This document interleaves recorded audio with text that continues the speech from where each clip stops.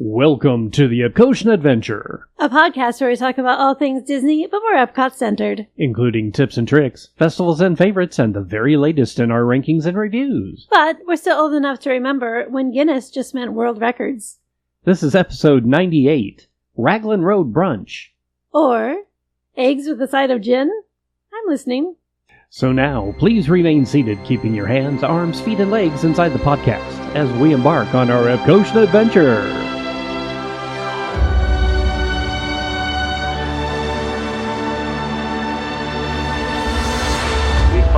Epcot.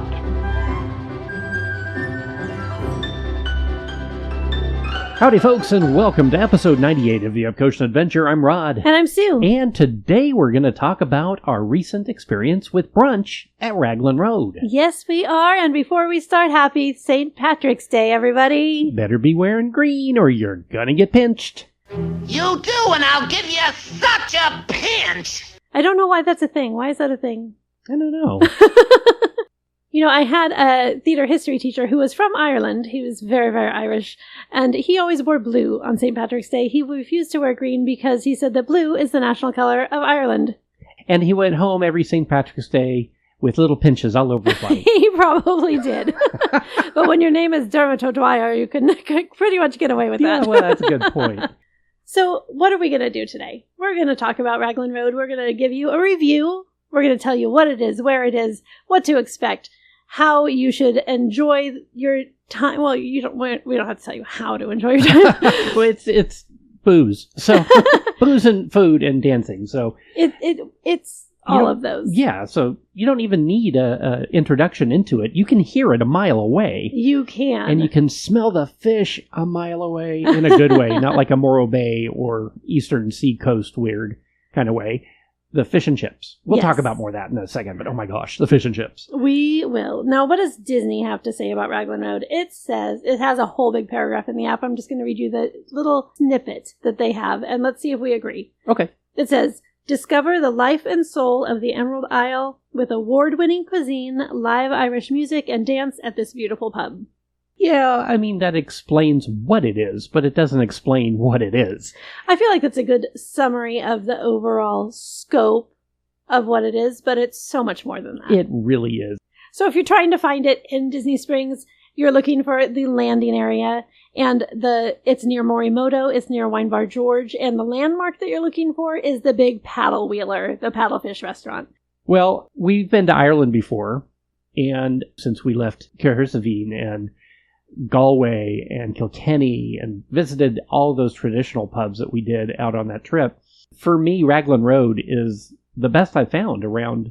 Now, it is very touristy. Yeah. It's not going to be like if you go to a traditional Irish pub in Ireland. When we went to Cahersiveen, we were the only people in there. We were there at enough time.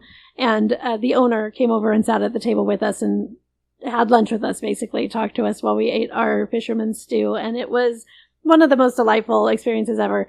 That's not what we're going for here. Yeah, this place is raucous and full of dance and music, and it's just an amazing experience. They do have an outside seating area near the Hole in the Wall bar, which is their outside bar.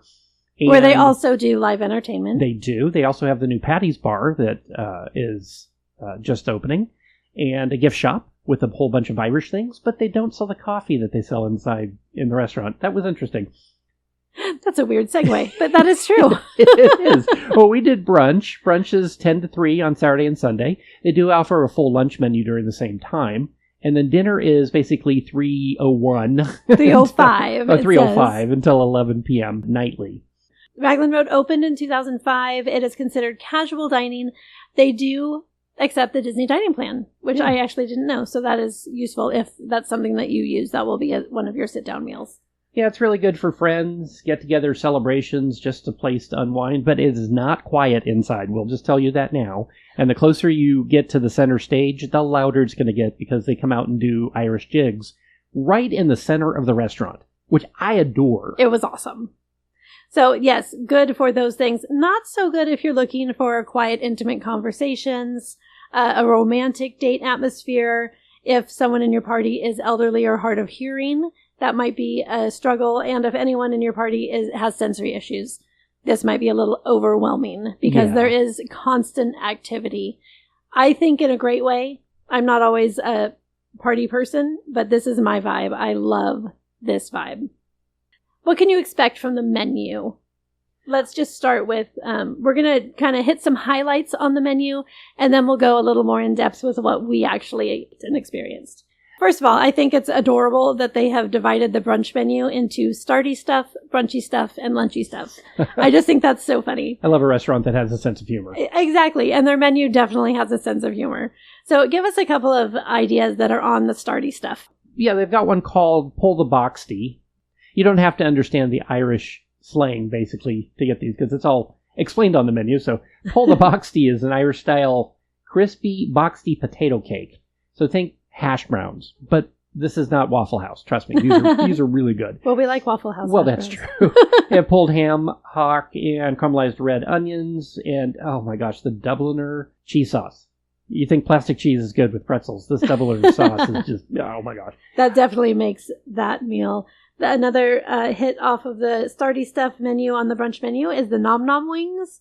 And those are sweet and spicy wings tossed in a honey, chili flake, soy, and ginger sauce. My favorite named one, It's Okay to Drool. This is off the brunchy stuff part of the menu. Yes. Oh, yes. You know what? Before we move on, let's just real quick. Pull the Boxty is $17.50. Nom Nom wings are also $17.50. Those are both off the starter menu. That's today. The It's Okay to Drool is their bread and butter pudding, but in a French toast style. And it has vanilla mascarpone, mixed berries. It had crispy maple glazed bacon. This is a good one to put syrup on everything. Even I put syrup on everything on this one. And that one is $22. And then another popular one off the brunchy stuff is going to be the steak Agus eggs, which I think is just steak and eggs. What's an Agus, though? I don't know. Maybe that's A-G-U-S. I was assuming Angus, but no, it's Agus, A-G-U-S. Right? I don't know. Weird. This one is $26, and it is steak and a fried egg on cheddar and buttermilk biscuit waffle, caramelized onions, sautéed wild mushrooms, chimichurri butter, and a maple glaze. Oh, drool.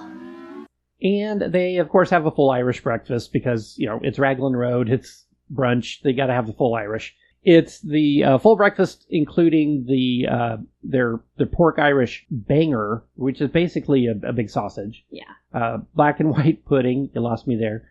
Bacon, roasted tomato, mushrooms, fried egg, hash brown. It's a traditional Irish breakfast. Yeah. And we had this several times in Ireland while we were there. And without the black and white pudding. I could not get myself to try the black pudding. I'm sorry. But a roasted tomato with breakfast is surprisingly delicious. And mushrooms. Yes. So kudos to Ireland for that, because that is amazing. And then off the lunchy stuff menu, some of the main staples, of course, you can get fish and chips, you can get shepherd's pie, you can get bangers and mash, all the things you would expect to find at an Irish pub. Let's not go past that fish and chips, though, because their fish and chips are fantastic. Yes. They're also available from the walk-up called Cooks of Dublin outside. So just note that you don't have to go in to get the fish and chips. And it's really good. You can get the fish and chips at Cooks of Dublin and then enjoy the outdoor live entertainment if you want that from a little bit of a distance. Yeah, and grab a drink at the Hole in the Wall bar and then sit down and have a nice little lunch without having to wait in too long of a line. Or if you didn't have a reservation. Also very true. If you're familiar with the UK's at Epcot fish and chips, this is even better. I agree. And then off the lunchy stuff menu, some other things that you might try is the chicken pie do try, which is $29.50. It is chicken, wild mushrooms, and leek pie with a white wine cream sauce served with Colcannon mashed potatoes and sticky glazed carrots. We didn't get this one, but the lady next to us did, and it looked amazing. They've got a burger. It's the OMG burger. O-M goodness. Oh my goodness? Is that what that is? Oh my goodness, yeah, I would think so.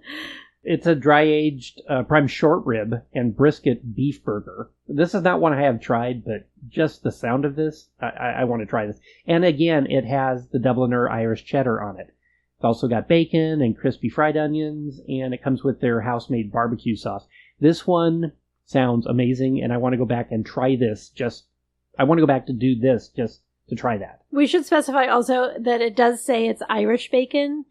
That is a different thing from American bacon. And it's so good. So think like a piece of ham, basically. Yeah. So go with that sort of vibe. And this burger is $24.50. So that's just sort of a sampling off of what's on the brunch menu. There are full lunch and dinner menus as well. So if that's something that you're into, take a look at those. But we're just going to cover brunch because that's what we did. And let's talk about what we got. Yes, because it was delicious. What'd you get? We both started, I should say, with the comfort bread. This is like when they bring a basket of bread to your table with like butter and dipping sauce. So it is $3 or $6 to share. We actually just did the $3 portion and it was fine for us. But this is a homemade brown soda bread so good. with Guinness glaze and olive oil dip.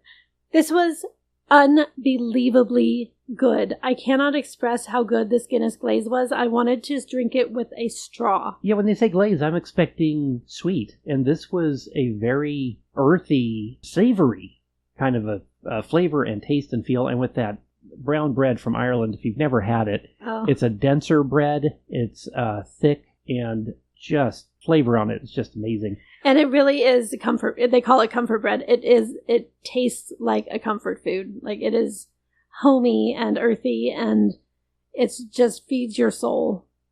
So we started with that.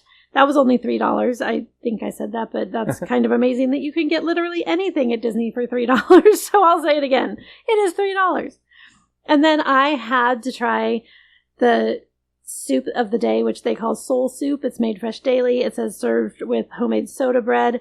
And your lovely server has the info, is what it says on the menu. And she did, because I was not going to get the soup. But then I asked what kind it was. And she told me that the soup of the day was tomato and gin. Yes, you heard that correctly. That is tomato and gin soup. It was really good. It was so good. You got the natural sweetness from the tomato plus that botanical herbaceousness from the gin, and the mixture was just absolutely incredible. I can't believe I've never thought of doing this on my own because we eat tomato soup all the time. So that with that yummy earthy bread, the soda bread, oh my gosh, it was so good. Worth every penny of the $11 for that soup. I am an Eggs Benedict aficionado, so I had to get what they call Scrumpet City. Because they don't just do English muffins, they're Irish, so they do scrumpets. Never heard of that before until now. It's a combination of scone and crumpet. Yeah, and so that was the base. It was, of course, an egg, because, a perfect egg, I'll put it that way, with that great Irish bacon. It had cheddar and chive in the scrumpet itself, and then tomato relish on top, and sauteed spinach and hollandaise sauce with bacon. Just, oh my gosh, this is the single best Benedict I have eaten in my entire life. I raved about it to the people next to us as the people walked past us. I'm like, get this. I told the waitress. She's like, thank you. But seriously, I get an Eggs Benedict everywhere. This is seriously the best one I've ever eaten. He actually said that at the time, too, so he's not just making that up later for the review. And it was $23 for a good breakfast anything at Disney. And we shared it. Not bad. Yes, we did. So it's big enough to share for sure, especially when you're getting starters as well. It was so delicious. I think we both thought this was top of the line, perfect Eggs Benedict. I started it off with a Guinness because, hey, Ireland, why not? It's a Guinness. And it's a perfectly poured Guinness. They know how to do it here better than probably anywhere else on property. And honestly, like if you're not familiar with Guinness poured correctly and you think you don't like it, you might try it again at somewhere that is an actual Irish pub who knows how to do a correct pour, because it really, truly does make a difference. You had an interesting drink too. The Wild Rosie? I did. What was it called? It was called the Wild Rosie. There were quite a few really interesting drinks on the menu that I would love to go back and try again. But this one caught my eye. It was $16. It was Glendalough Wild Rose Gin, Rocky's Botanical Liqueur, homemade rosemary syrup, lemon Pellegrino, and a Fever Tree Premium Tonic.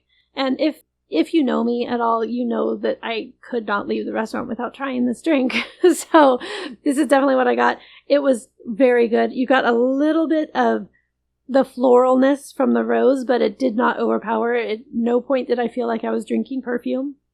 I love a good house-made rosemary syrup, so that was a key selling point for me. I love that herbiness in a cocktail. It's so good. Plus the lemon gave it that little tang, and then the tonic just gave it that little sparkle. And it was just such a lovely combination. I would absolutely get this one again, except that there are like 6 other drinks that I want to try here. Which means we're going to have to go back. We do. Absolutely. There's so much more on the menu that we need to try. So our recommendation for this is a big yes. Absolutely. You have to go and try brunch at Raglan Road. Now, we've been there for lunch and dinner as well, so we've tried things like the shepherd's pie and some of the other more traditional Irish fare that they do offer. It does get louder as it gets later because people get more alcohol in them. If you're going with kids, I would recommend brunch over dinner or lunch over dinner if we're talking a weekday. And if you're looking for a little bit of a quieter atmosphere, you might look at lunch on a weekday as well because they do not have live entertainment then. The live entertainment is 5 to 10 p.m. daily, and then on Saturday and Sunday with the brunch, so noon to 3.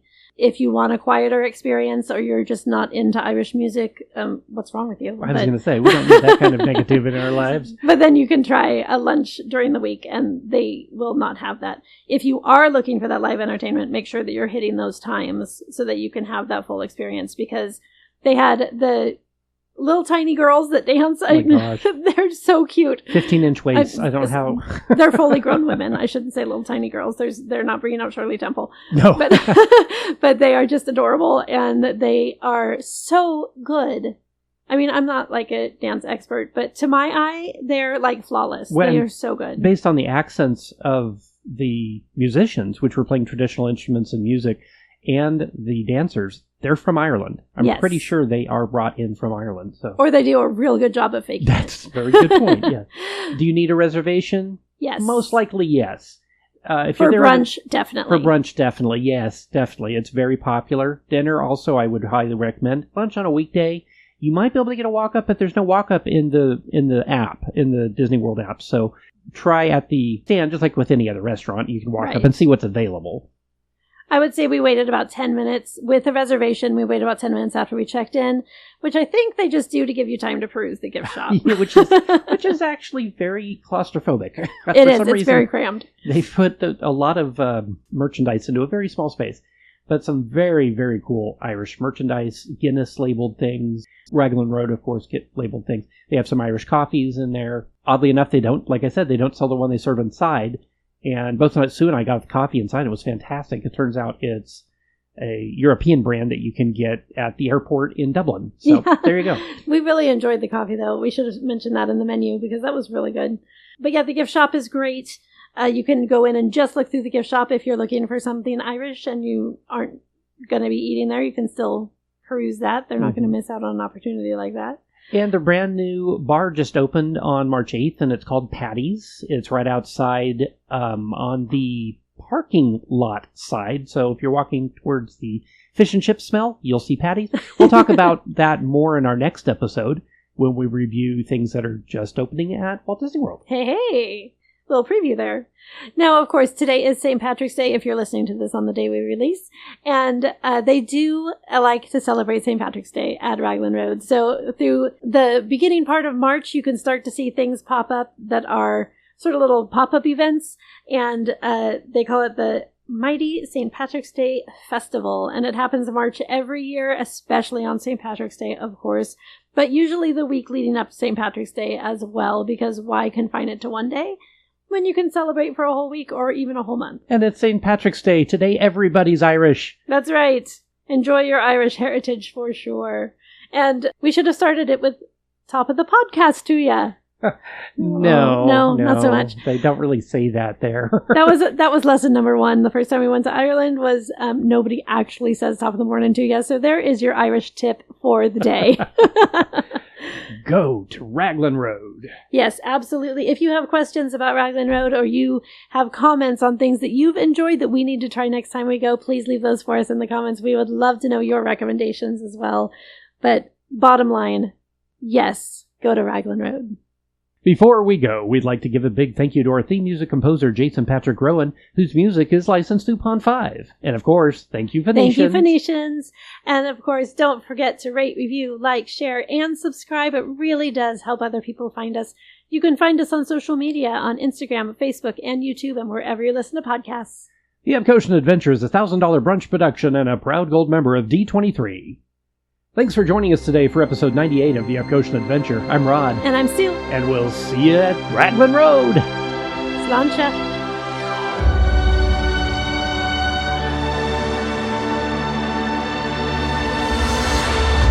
Thank the Phoenicians.